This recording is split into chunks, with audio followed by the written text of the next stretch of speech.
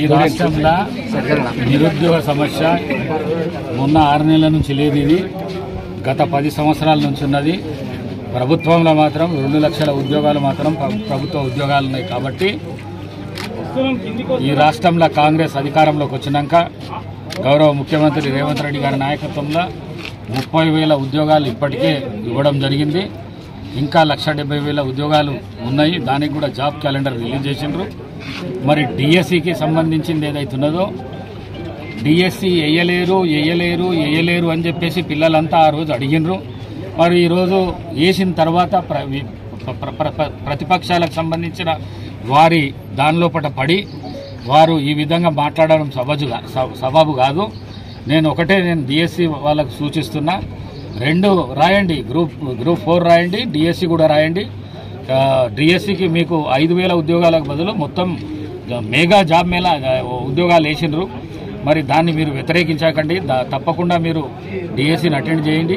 మరి అదేవిధంగా పాత రంగారెడ్డి జిల్లా కానీ కొత్త వికారాబాద్ జిల్లాలో ప్రైవేట్ ఉద్యోగాలు తీసుకురావడానికి చాలా పెద్ద ఎత్తున ప్రయత్నం చేస్తున్నాం. ఎందుకంటే ఈ జిల్లాకు సంబంధం ముఖ్యమంత్రి గారిది కూడా ఉన్నది. కాబట్టి వారి సహకారం తీసుకొని స్పీకర్గా నేను, మరి ఈ జిల్లాకు సంబంధించిన ఎమ్మెల్యేలు ఎమ్మెల్సీలు ఎవరైతున్నారో వాళ్ళ సహకారంతో ప్రైవేట్ రంగంలో టూరిజం కానీ, లేకుంటే ఇండస్ట్రీస్ డెవలప్మెంట్ కానీ, లేకుంటే ఐఐసికి సంబంధం ఉన్న భూములను ఇచ్చి దాన్ని డెవలప్ చేయడం కానీ, ఆ విధంగా ప్రైవేట్ ఉద్యోగాలు కల్పనకు ఎంతో కృషి చేస్తామని చెప్పేసి తెలియజేసుకుంటూ మరొకసారి డిఎస్సి విద్యార్థులకు నేను నా రిక్వెస్ట్ ఒకటే, మీరు డేట్ చేంజ్ చేయమని అడగకండి, మీరు రాయండి, రాసి ఉద్యోగాలు తెచ్చుకోండి.